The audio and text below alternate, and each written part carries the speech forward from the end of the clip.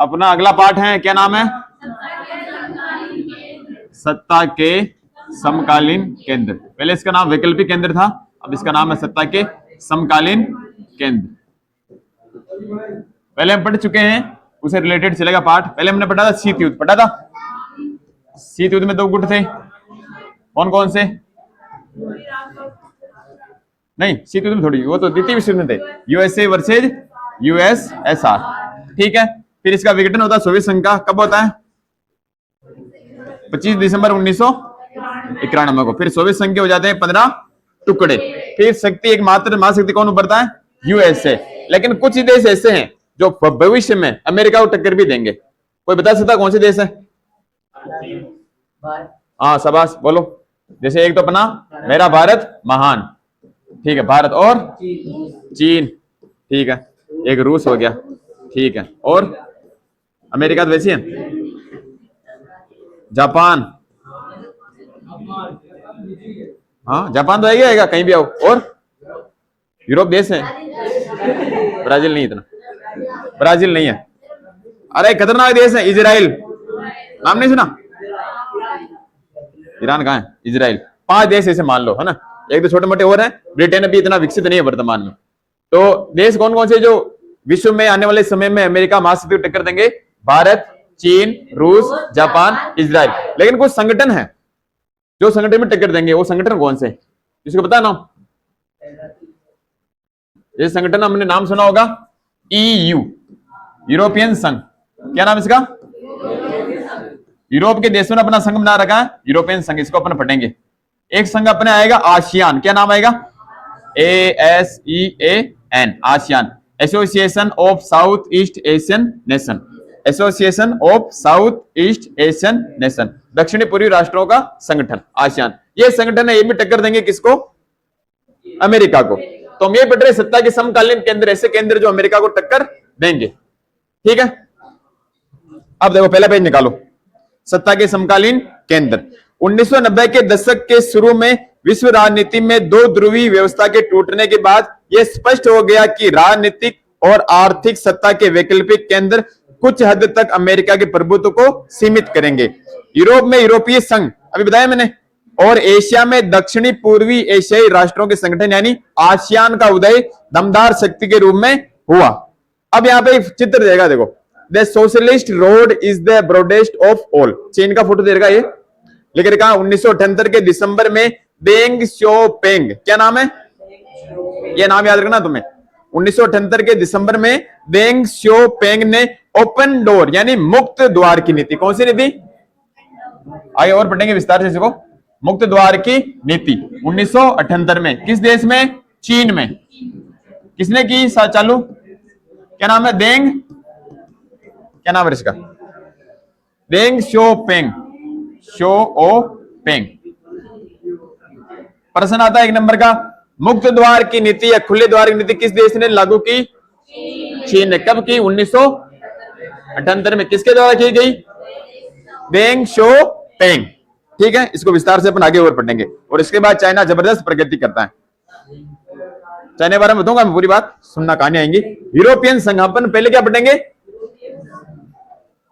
European संघ। आज मैं समझा देता हूं, कल पीपीटी और चला देंगे, इसका पूरा विस्तार और बता देंगे। यूरोपियन संघ, EU। EU क्यों बनता है, थोड़ी बात समझो। हम पढ़ते हैं प्रथम विश्व युद्ध कब शुरू हुआ था? 1914 से 1918। द्वितीय विश्व युद्ध 1939 से 1945। अगर ध्यान से सोचो, दोनों विश्व युद्ध यूरोप महाद्वीप में हुए थे। किस महाद्वीप में? यूरोप महाद्वीप। यूरोप के देश हमेशा आपस में लड़ते थे। जैसे बात करें जर्मनी और फ्रांस, दोनों एक दूसरे कट्टर दुश्मन थे, बार बार वो लड़ते थे। तो यूरोप के देशों ने सोचा कि हर बार अपन लड़ते हैं, नुकसान हमारे होता है, क्यों ना अपने एक संगठन बनाए और आपस की जो भी लड़ाई है उसको बातचीत के द्वारा हल करें और सभी एक रहें, तो लड़ाई होगी नहीं। लड़ते एशिया के, ना तो यूरोप के लड़ते हैं, ना अमेरिका लड़ रहा है। लड़क कौन रहा है? यूरोप ही लड़ रहा है। तो उन्होंने कहा अपना एक संगठन होना चाहिए। तो इस संगठन के बारे में अपन बात करने, उसका नाम है यूरोपियन संघ, ताकि विश्व में ऐसी कोई वर्ल्ड वॉर जैसी घटना वापस ना हो, आपसी बातचीत के द्वारा मामले को सुलझाया जा सके। तो 1945 तक यूरोपीय देशों ने अपनी अर्थव्यवस्था की बर्बादी तो झेली, उन मान्यताओं और व्यवस्थाओं को ध्वस्त होते भी देख लिया जिन पर यूरोप खड़ा हुआ था। यानी यूरोप बर्बाद हो गया कब? 1945 में, द्वितीय विश्व युद्ध की समाप्ति पर। जर्मनी हालत खराब हो गई बिल्कुल। फ्रांस बर्बाद हो चुका था, ब्रिटेन की भी हालत चुका था, ब्रिटेन की हालत खराब हो गई थी। 1945 के बाद यूरोप के देशों में मेल मिलाप को शीत युद्ध से भी मदद मिली। जब शीत युद्ध चल रहा था अमेरिका और सोवियत संघ का, तो उससे भी इनको मदद मिली। अमेरिका ने यूरोप की अर्थव्यवस्था के पुनर्गठन के लिए जबरदस्त मदद की। अमेरिका ने कहा कि यूरोप महाद्वीप में जो तहस नहस हुई है, बर्बादी, उसकी मदद कौन करेगा? मैं। और मैं एक योजना चलाऊंगा, उसका नाम है मार्शल प्लान। क्या नाम है? Marshall plan. और कब लागू होता है? 1948। कब होता है ये? अप्रैल 1948 है। वैसे अप्रैल तुम्हारा नहीं दे रखा, तो 1948। और मार्शल योजना के तहत अमेरिका यूरोप महाद्वीप जो तहस नहस हुए देश, उनकी क्या करता है? आर्थिक रूप से मदद करता है। यानी यूरोप के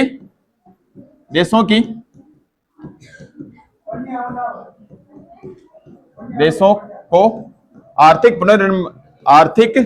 पुनर्निर्माण के लिए मदद करता है, यानी पैसों की सहायता करता है, आर्थिक पुनर्निर्माण की सहायता करता है। और मुख्य कौन से देश? पूरी यूरोप आएगा, पश्चिमी यूरोप? पश्चिमी यूरोप आएगा, क्योंकि पश्चिमी यूरोप उसका खेमा था, उन देशों को करेगा। तो यूरोप के देशों के आर्थिक पुनर्निर्माण में सहायता करता है कि तुम्हारी इकोनॉमी बर्बाद होगी, इकोनॉमी की मदद कौन करेगा? अमेरिका। इसे बोलते हैं मार्शल प्लान। क्या बोलते हैं? अमेरिका नाटो भी बनाया था। नाटो बता रहा मैंने, सामूहिक सुरक्षा के लिए। नाटो की फुल फॉर्म क्या है? North Atlantic Treaty Organization. वो बनता है 4 अप्रैल 1949 को। और मार्शल प्लान कब बनता है? 1948 को। तो परीक्षा में 1 या 2 नंबर का प्रश्न कन्फर्म आता है ये कि मार्शल योजना के बारे में बताइए, या तो 1 नंबर या फिर 2 नंबर। क्या होगा कि मार्शल योजना के तहत 1948 में यूरोपीय आर्थिक सहयोग संगठन की स्थापना की। एक संगठन बनाते हैं, क्या नाम है उसका? यूरोपीय आर्थिक सहयोग संगठन। याद रखना नाम, ये यूरोपीय आर्थिक सहयोग संगठन। नाम से स्पष्ट है, आर्थिक सहयोग कर रहा है। ठीक है, यूरोपीय आर्थिक सहयोग संगठन, इसकी स्थापना की गई मार्शल योजना के तहत। ठीक है, जिसके माध्यम से पश्चिमी यूरोप के देशों की आर्थिक मदद की गई। यूरोप में लिखना चाहो तो पश्चिमी यूरोप स्पेशल लिख लो, क्योंकि पश्चिमी यूरोप का खेमा अमेरिका के अंडर में था और पूरी यूरोप किसके अंडर में था? सोवियत संघ। तो पश्चिमी यूरोप के देशों की आर्थिक पुनर्निर्माण में सहायता करेगा। और किसकी स्थापना की जाती है? यूरोपीय आर्थिक सहयोग संगठन की जाती है। ठीक है, इतना ही तुम्हें याद रखना मार्शल प्लान में। याद रहिएगा क्या है मार्शल प्लान? वापस सुनो। 1945 में द्वितीय विश्व युद्ध की समाप्ति पर यूरोप के देश बर्बाद हो चुके थे, तो अमेरिका ने कहा मैं तुम्हारी क्या करूंगा? आर्थिक सहायता करूंगा और वापस तुम्हारी इकोनॉमी बढ़ाऊंगा। तो मार्शल प्लान चला था 1948। अप्रैल 1948 में पश्चिमी यूरोप के देशों की आर्थिक पुनर्निर्माण में सहायता करता है अमेरिका, और एक संगठन बनाता है यूरोपीय आर्थिक सहयोग। ठीक है, ये हो गया मार्शल प्लान। और मार्शल एक मूवी भी देखी कभी? सुपरस्टार विजय, तमिलनाडु के मुख्यमंत्री होने वाले। आज की अखबार न्यूज नहीं थी? थलपति विजय। इसलिए कहता हूं कोई भी कलाकार सीखो, तुम कलाकारी सीखो, कोई भी चीज सीखनी चाहिए। पहले क्या, मैं बाहर के विदेशों को उदाहरण देता था, भारत में ऐसे हो गए जो कलाकार है वो मुख्यमंत्री बन रहे हैं, आने वाले समय प्रधानमंत्री बनेंगे। इसलिए तुम्हें कलाकारी सीखनी चाहिए। ठीक है, अब अपन बात करें ईयू की। अपन बात करें, देखो इसकी अपन बात करें ईयू की कैसे स्थापना होती है। देखो 1949 में गठित यूरोपीय परिषद राजनीतिक सहयोग के मामले में अगला कदम साबित होती है। क्या गठित होती है 1949 में? यूरोपीय परिषद।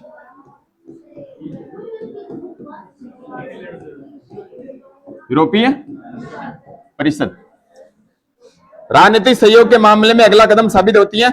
इसके परिणाम स्वरूप 1957 में, ये याद रखना, देखो ये कालक्रम चलेगा ईयू का।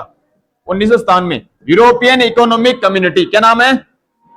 European economic community, EEC, European economic community. प्रश्न आएगा ईयू के निर्माण के चरण को बताइए, बड़ा प्रश्न आ जाए, फिर तुम्हें सब लिखना पड़ेगा। यूरोपियन इकोनॉमिक कम्युनिटी, शॉर्ट में इसे बोलेंगे EEC, European economic community. EEC की स्थापना होती है 1957 में, यूरोपियन इकोनॉमिक कम्युनिटी। ठीक है, फिर 1992 में एक संधि होती है, उसका नाम है, याद रखना ही रखना तुम्हें, मैस्ट्री संधि। क्या नाम है?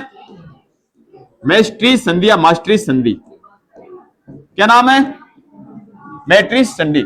मैस्ट्री संधि में क्या होता है? ईईसी का नाम बदलकर हम रख देते हैं ईयू। क्या नाम बोलते हैं? यूरोपियन परिषद। ठीक है, यूरोपियन संघ, ईयू। तो 1992 में इसका नाम क्या हो जाता है मैस्ट्रिक्ट संधि के तहत ईईसी से नाम बदलकर क्या रख देते हैं, ईयू, यूरोपियन यूनियन यानी यूरोपियन संघ। याद रहेगा, प्रश्न आएगा यूरोपियन संघ का नाम कब रखा गया, 1992 की मैस्ट्रिक्ट संधि द्वारा ईईसी का नाम बदलकर ईयू, ईईसी की फुल फॉर्म यूरोपियन इकोनॉमिक, ठीक है। अब देखो यूरोपियन संघ क्या है, मेरी बात को सुनो ध्यान से, बहुत काम की चीज याद रहेगी, तुम्हें रटने की आवश्यकता नहीं है। यूरोपियन संघ के रूप में समान विदेश सुरक्षा नीति, आंतरिक मामलों तथा न्याय से जुड़े मुद्दों पर सहयोग और एक समान मुद्रा के चलन के लिए रास्ता तैयार हो गया। कुछ नहीं आया समझ में, समझो बात को। यूरोपियन संघ एक देश की तरह व्यवहार करता है, इसमें जितने भी देश हैं वो सब एक संघ के रूप में इकट्ठे हो गए। अब कहीं भी उनका राष्ट्राध्यक्ष बाहर जाएगा तो एक देश की तरह व्यवहार करेगा, और सभी देश जो है इसमें जर्मनी है, इटली हो गया, ब्रिटेन था, ब्रिटेन निकल गया, बहुत सारे देश आएंगे इसमें बताऊंगा मैं, वो सभी देश हैं, उनकी रक्षा नीति साझी बना रखी है उन्होंने, अपना सबका रक्षा नीति है, सबकी विदेश नीति साझा है, सबका रुपया क्या है, यूरो, क्या है, यूरोपियन संघ की मुद्रा क्या है, यूरो। जैसे अमेरिका डॉलर है, भारत का रुपया है, रूस का रूबल है, वैसे यूरोपियन संघ का क्या है, यूरो। तो सभी देशों ने, यूरोपियन संघ में जो देश शामिल हैं, सभी ने अपनी साझी मुद्रा अपना रखी है, साझा व्यापार अपना रखा, साझी विदेश नीति अपना रखी है और साझी रक्षा नीति अपना रखी। लेकिन एक देश चीन ने अपना रखी, वो है संविधान। सबका एक संविधान नहीं है, संविधान सबका अलग अलग है। क्यों हुआ कि सब देश अपने नेता चुनते हैं। जैसे तो जर्मनी की बात करें, जर्मनी अपना प्रधानमंत्री बनाया, नेता बनाया, राष्ट्रपति बनाया। अब वो कोई फैसला लेना चाहिए, लेकिन टांग को हटा देता है ईयू। ईयू कहता है नहीं नहीं, ये संविधान अपना, ये अपना कानून, ये ऐसे होगा, तो फिर उनकी आकांक्षाएं पूरी नहीं हो पाती। अपन नेता चुनते, नेता अपना काम नहीं कर पाए, इसलिए संविधान इनका सिरे नहीं चढ़ा। 2003 में सबने प्रयास किया था कि एक संविधान बनाए 2003 में, लेकिन संविधान बन नहीं पाया। तो ईयू का अपनी मुद्रा है यूरो, अपना विदेशी मुद्रा है, साझा नीति है, रक्षा नीति है, विदेश नीति, लेकिन संविधान लिखा दूं, ये देख लो। तो इनकी ईयू की समान विदेश नीति है ना, सबकी ये क्या है, विदेश नीति। ईयू ने कोई फैसला लिया तो सभी देशों को उसे मानना पड़ेगा, संघ के सदस्यों को। सुरक्षा नीति है,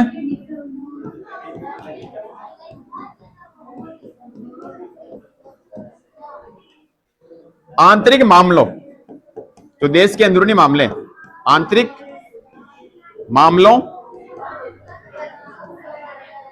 तथा न्याय से जुड़े मुद्दे, यानी इनका कोर्ट भी है खुद का ना,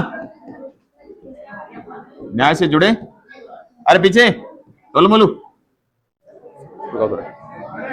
न्याय से जुड़े मुद्दे, मुद्दों पर सहयोग, ठीक है, यानी इनका सबका एक कोर्ट भी हो गया। और क्या दे रखा है, एक समान मुद्रा, क्या है, कौन सी मुद्रा है, यूरो। कौन सी मुद्रा है, यूरो। कौन सी है, यूरो, EURO, यूरो, ठीक है। ये सब हो गया, सब बन गए, लेकिन इनका क्या नहीं है, एक संविधान नहीं है, साझा संविधान नहीं, ये तुम्हें याद रखना। इनका झंडा भी एक है, झंडा भी बताएंगे, इनका झंडा भी है ना, झंडा भी 12 सितारे इसमें, झंडा भी है, लेकिन संविधान नहीं है ईयू का। क्लियर है। एक लंबे समय में बना यूरोपियन संघ आर्थिक सहयोग वाली व्यवस्था से बदलकर ज्यादा से ज्यादा राजनीतिक रूप लेता गया है। अब यूरोपियन संघ स्वयं काफी हद तक एक विशाल राष्ट्र राज्य की तरह ही काम करने लगा, यानी अपने एक देश की तरह काम करने लगा है। यूरोपियन संघ का एक संविधान बनाने की कोशिश की थी, लेकिन असफल हो गया। कब बनाना है कुछ चार संविधान इन्होंने, 2003 में। कब, 2003 में प्रयास किया गया, लेकिन संविधान वो नहीं बना पाई, यानी प्रयास लेकिन असफल हो गए, लेकिन असफल हो गए। ठीक है, तो इसका अपना झंडा है, लिखा दिया झंडा, झंडा है, और लिख लो गान भी है, ये लिखा दें। एक झंडा है, गान, ये राष्ट्रगान बोलते अपन, एक गान है, स्थापना दिवस है, मुद्रा मैंने लिखी दी है ना, और अपना स्थापना दिवस है ईयू का, लेकिन क्या नहीं है, अपना संविधान नहीं है। कब प्रयास किया था, 2003 में, लेकिन असफल हो गया। ठीक है, साझी विदेश नीति होगी, सुरक्षा नीति भी अपनी हो गई। अब देखो नक्शा, कल मैं और पीपीटी में बताऊंगा, आज देख लो किताब में, ये देखो। अरे कमलेश देख, ये देख, ये देखो पुराने सदस्य हैं, ये नए सदस्य, ये तो पुराने वाले बैंगनी टाइप के, और ये येलो टाइप भी दिख रहे हैं नए सदस्य ईयू के। इतने सारे देश कौन कौन से देखो, जर्मनी हो गया, फ्रांस हो गया, Luxembourg, Belgium, Netherlands, Spain, Italy, Slovenia, Austria, बहुत सारे देश हैं, रोमानिया, बुल्गारिया, स्लोवाकिया, ये सभी। यूके इसमें भी सदस्य नहीं है। 2016 में ब्रिटेन में एक जनमत संग्रह हुआ था, उसमें 51.9% लोगों ने कहा कि ब्रिटेन को इससे अलग हो जाना चाहिए। तो 2016 में ब्रिटेन एग्जिट हो गया, यानी ब्रेक्जिट हो गया। क्या हो गया? ब्रेक्जिट। और 2016 से ईयू में ब्रिटेन शामिल नहीं है। पहले ब्रिटेन भी इसमें शामिल था, देखो यूनाइटेड किंगडम दिख रहा है, यूनाइटेड किंगडम यूके, अभी इसमें शामिल नहीं है। और बढ़ते हैं ईयू के बारे में, समझ में आ रहा है कहानी? देखो यूरोपियन संघ यानी ईयू लिखूंगा मैं ना। ईयू का आर्थिक प्रभाव है, राजनीतिक प्रभाव है और सैन्य प्रभाव। क्या है? राजनीतिक, कूटनीतिक और सैन्य प्रभाव है।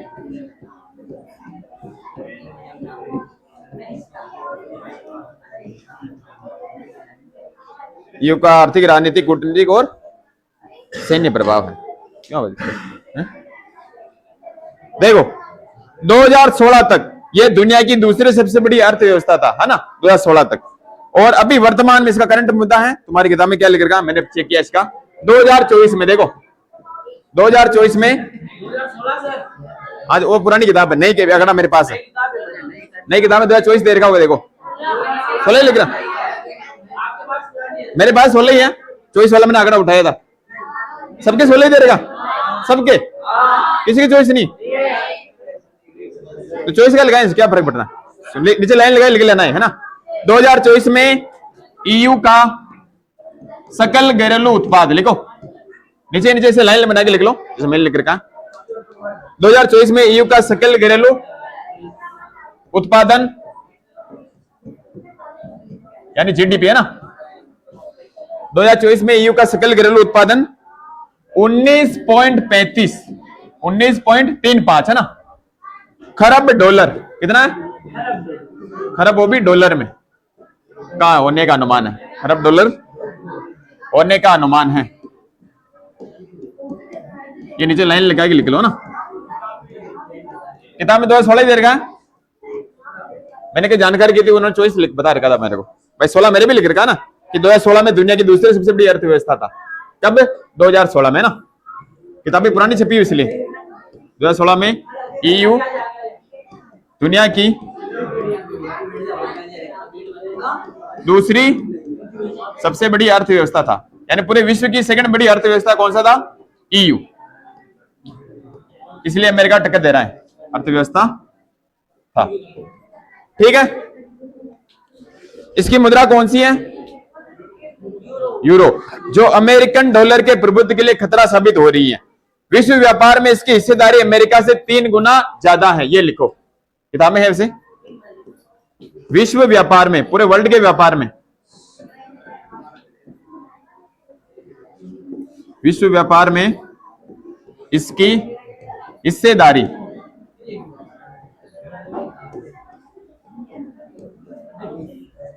अमेरिका से 3 गुना ज्यादा है, यानी यूएसए से भी 3 गुना ज्यादा है, 3 गुना ज्यादा है।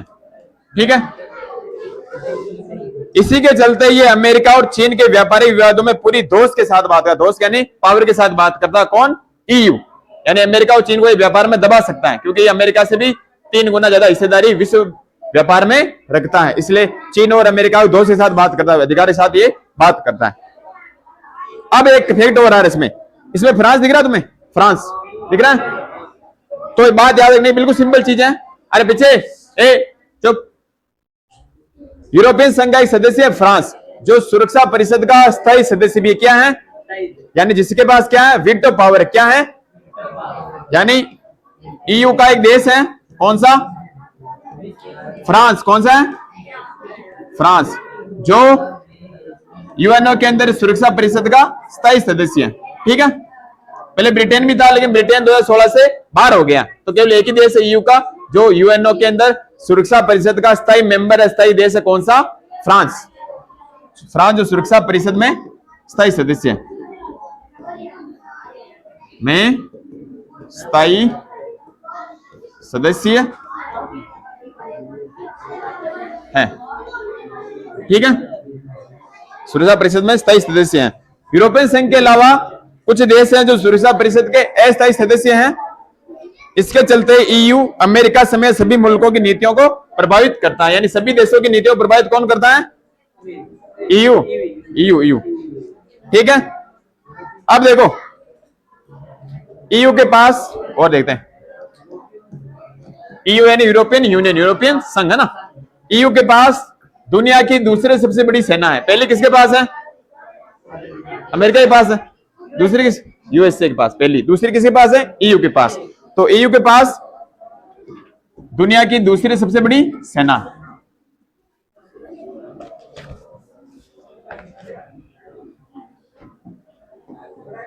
दुनिया की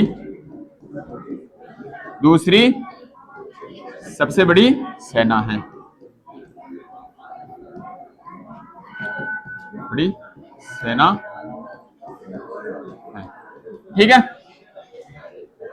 यूरोपियन संघ के देश फ्रांस के पास परमाणु हथियार है। फ्रांस के पास परमाणु हथियार है और अनुमान है कि इसके पास करीब 335 परमाणु हथियार है। यानी फ्रांस, एक फैक्ट आ रहा अपने पास, फ्रांस के पास कितने परमाणु हथियार है? 335 परमाणु हथियार हैं। जो किसका सदस्य है? ईयू का, और सुरक्षा परिषद का भी स्थायी सदस्य है, और परमाणु संपन्न राष्ट्र है। कौन सा? फ्रांस। परमाणु हथियार जानते हो? बम गोला नहीं होता, परमाणु हथियार बहुत बड़ी चीज होती है। चलो मैं इसके बारे में कभी चर्चा करेंगे। अब और थोड़ी और चीजें देख ले, 2-3 लाइनें और है। इसके सदस्य देशों की अपनी विदेश और रक्षा नीति होती है। किसकी? ईयू के, जो कई बार एक दूसरे के खिलाफ भी होती है। कोई नुकसान भी देखो, बहुत बार जर्मनी है, फ्रांस है। अब जर्मनी के मैं ऐसा करना चाह रहा हूं, फ्रांस के मैं ऐसा करना चाह रहा हूं, तो बहुत बार उनकी लड़ाई भी हो जाती है, बहुत बार तनाव भी चलता है। यही कारण है कि इराक पर अमेरिकी हमला 2003 में, इराक पर 40 देशों ने हमला किया था अमेरिका के नेतृत्व में। इराक पर किसने हमला किया था? यूएसए ने हमला किया। तो इसकी ब्रिटेन ने तो क्या की? प्रशंसा की। ब्रिटेन इसका देश था उसमें, यूके। तो यूके ने तो क्या की? प्रशंसा, यानी इसका समर्थन किया। यूके ने क्या किया? समर्थन किया, जो ईयू का देश था। ठीक है, लेकिन इसके दो देश थे, एक था जर्मनी और फ्रांस। कौन सा? जर्मनी व फ्रांस ने इसका विरोध किया। नहीं है समझ में? हम बात कर रहे हैं, मेरे तरफ देखो, अरे पीछे देख, मैं क्या बता रहा हूं।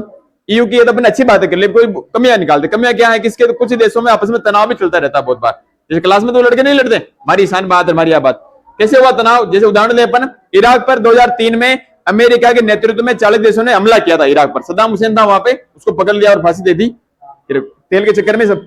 तो इराक पर हमला किया अमेरिका ने। तो एक देश इसका यूके, ईयू का, इसने इसकी तारीफ की, प्रशंसा की। सही बात है, हमला करना चाहिए था। लेकिन इसके दो देश थे यूके, जर्मनी और फ्रांस, इन्होंने इसका विरोध किया कि आपने हमला क्यों किया। तो ये एक तरफ ये समर्थन कर रहा है और दो विरोध कर रहे हैं। ठीक है, तो इसे बहुत बार इसमें तनाव भी चलते रहते हैं। यूरोपियन संघ के कई नए सदस्य देशों भी अमेरिकी गठबंधन में थे। कुछ देश इसमें नए देश बने जो पहले अमेरिका के अंडर में थे, अब इसमें ईयू में बन गए। और डेनमार्क और स्वीडन, दो देश आ रहे इसमें। एक तरह डेनमार्क, नाम सुना? डेनमार्क और स्वीडन।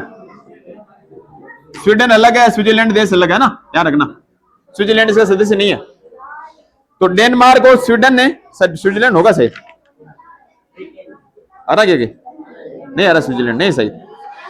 डेनमार्क और स्वीडन ने मैस्ट्रिच संधि, कौन संधि? मास्ट्रिच या मैस्ट्रिच? मैस्ट्रिच संधि। वह साझी मुद्रा यूरो, वह साझी मुद्रा यूरो का को मानने से विरोध कर दिया, प्रतिरोध कर दिया। मानने से इनकार कर दिया, ठीक है, मानने से मना कर दिया, इनकार कर दिया, विरोध किया, मना कर दिया। ये होगी अपनी कहानी पूरी ईयू की। अब इसको रिपीट करेंगे। कल मैं तुम्हें बताऊंगा, ये पढ़ गया ना, पीपीटी में बताएंगे यूरोपियन एकता के महत्वपूर्ण पड़ाव, सभी चरण दे रखे इसमें महत्वपूर्ण, ये कल पढ़ाएंगे और आसान कल पढ़ाएंगे। ये देखो ये फोटो आ रहा, इसमें 12 सितारे आ रहे हैं। नीचे फोटो क्या लिख रखा है, 2003 में यूरोपियन संघ ने एक साझा संविधान बनाने की कोशिश की थी, लेकिन कोशिश क्या रही, हाँ क्या में अब इसको बना रखा टाइटेनिक जहाज, और नीचे आ रहे ग्लेशियर, टाइटेनिक ऐसे डूबा था, ग्लेशियर टकरा गया था, टाइटेनिक डूब गया था। एक फोटो ये देखो इधर, पेज नंबर ये 52 आ रहा है मेरे, तो तुम्हारे कितना, यूरोपियन संघ का झंडा देर का 12 सितारे इसमें, इसमें लिख रखा है सोन 15 थोड़ी 12 लिख रहे हो नीचे, अरे कोई बात नहीं, इसमें ये निकालो, इसमें 12 है। यूरोपियन संघ का झंडा, सोने के रंग के सितारों का घेरा यूरोप के लोगों की एकता और मेल मिलाप का प्रतीक है। 12 सितारे किसका प्रतीक है, एकता और मेल मिलाप का। इसमें 12 सितारे हैं क्योंकि 12 की संख्या को वहां पारंपरिक रूप से पूर्णता, समग्रता और एकता का प्रतीक माना जाता है। यानी ईयू के अंदर, यूरोप के अंदर 12 अच्छा नंबर है, आप कहो ना ये नंबर अच्छा, 11 रुपया, 21 रुपया, 51 रुपया खाओ आप, नंबर अच्छा कितना अच्छा याद रख लेना। तो इसमें 12 सितारे हैं क्योंकि 12 की संख्या को वहां पारंपरिक रूप से पूर्णता, समग्रता और एकता का प्रतीक माना जाता है। ठीक है, अब रिपीट करते हैं, आसान कल पढ़ेंगे।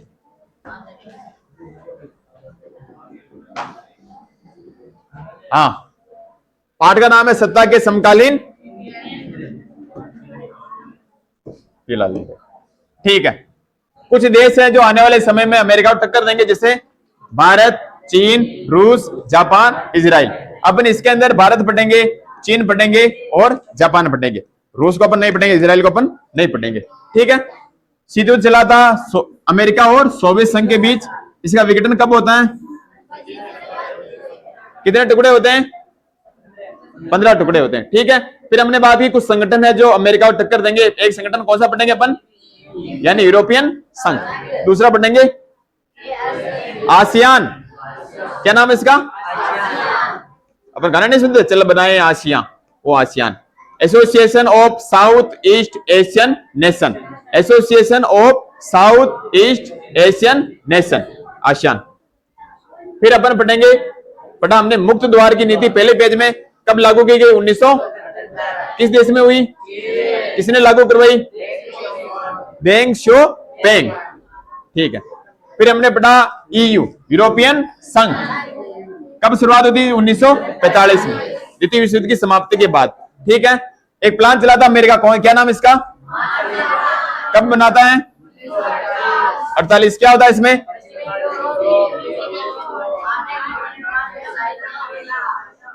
मार्शल प्लान 1948 अप्रैल 1948 में पश्चिमी यूरोप के देशों को आर्थिक पुनर्निर्माण में सहायता कौन करेगा, अमेरिका। और इसके तहत संगठन बनाते हैं यूरोपियन आर्थिक सहयोग संगठन। 2 नंबर का प्रश्न पूरा। फिर आते हैं ईयू के विकास के चरण। पहला है 1949, क्या बनाते हैं, 1949 में यूरोपियन परिषद बनाते हैं। फिर 1957 क्या संगठन बनाता है, क्या बोलते हैं इसे, ईईसी, यूरोपियन इकोनॉमिक कम्युनिटी, यानी ईईसी। फिर 1992 में क्या, कौन संधि होती है, इंपोर्टेंट है, 1992 में संधि कौन सी होती है, मैस्ट्रिक्ट संधि। और इसके कारण ईईसी का नाम बदलकर क्या कर देते हैं, ईयू कर देते हैं। ठीक है, फिर ईयू की क्या क्या विशेषता है, ईयू की समान विदेश नीति, सुरक्षा नीति, सहयोग, एक समान, कौन सी, यूरोप। लेकिन संविधान है क्या, कब प्रयास किया गया था, लेकिन प्रयास असफल हुआ क्योंकि जनता ने जनमत संग्रह में इसे कुछ देशों ने अस्वीकार कर दिया। ठीक है, इसका अपना एक स्थापना दिवस है, लेकिन संविधान याद रखिएगा। ठीक है, फिर ईयू का क्या है, आर्थिक, कूटनीति और सैन्य प्रभाव है। कैसे कैसे, पहले बात करेंगे आर्थिक की। 2024 में 19.35 खरब डॉलर होने का अनुमान है। 2024 में इसका सकल घरेलू उत्पादन 19.35 खरब डॉलर होने का अनुमान है। ठीक है, और 2016 में ईयू दुनिया की 2016 तक ईयू दुनिया की दूसरी सबसे बड़ी अर्थव्यवस्था था। और विश्व व्यापार में इसकी हिस्सेदारी अमेरिका से कितना गुना है? अमेरिका से 3 गुना इसकी विश्व व्यापार में हिस्सेदारी है। जितना व्यापार अमेरिका करता है उसे 3 गुना कौन करता है? ईयू करता है। ठीक है। और ईयू का देश फ्रांस, कौन सा? जो यूएनओ, यूनाइटेड नेशन ऑर्गेनाइजेशन में सुरक्षा परिषद का क्या है? स्थायी सदस्य। सुरक्षा परिषद में कितने स्थायी सदस्य हैं? एक तो अमेरिका, रूस, चीन, फ्रांस और ब्रिटेन। जापान नहीं, इंडिया नहीं। 5 स्थायी सदस्य होते हैं, 10 अस्थायी सदस्य होते हैं। अस्थायी सदस्यों का कार्यकाल होता है 2 वर्ष, उसमें इंडिया भी बनता रहता है। ये 5 स्थायी है। पांचों के पास क्या होती है? Veto power. वीटो पावर यानी नकारात्मक वोट करने की क्षमता। कोई भी मुद्दा यूएनओ में आता है, अगर एक ने भी उस मामले में वीटो कर दिया तो मामला वहीं पे रद्द हो जाएगा। समझ में आ रही बात को? ये बात है। तो ईयू का एक देश है फ्रांस, जो यूएनओ के अंदर सुरक्षा परिषद का क्या है? ठीक है। ईयू के पास दुनिया की दूसरी सबसे बड़ी सेना है, पहली अमेरिका के पास। ठीक है। फ्रांस के पास कितने परमाणु हथियार हैं? 335 परमाणु हथियार हैं, यानी परमाणु संपन्न राष्ट्र हैं। इस इराक पर यूएसए ने हमला किया था 2003 में। इसका यूके ने, ब्रिटेन ने क्या किया था? लेकिन इसके 2 देश है, जर्मनी व फ्रांस, इन्होंने इसका विरोध किया था। यानी ईयू में बहुत बार तनाव भी चलता रहता है। ठीक है। डेनमार्क और स्वीडन ने मेस्ट्रिक्ट संधि कब हुई थी? 1992 की मेस्ट्रिक्ट संधि को मानने से इनकार कर दिया और साझी मुद्रा यूरो को भी मानने से मना कर दिया। किस देश ने? डेनमार्क और स्वीडन। इतने बेटा, यही है बस।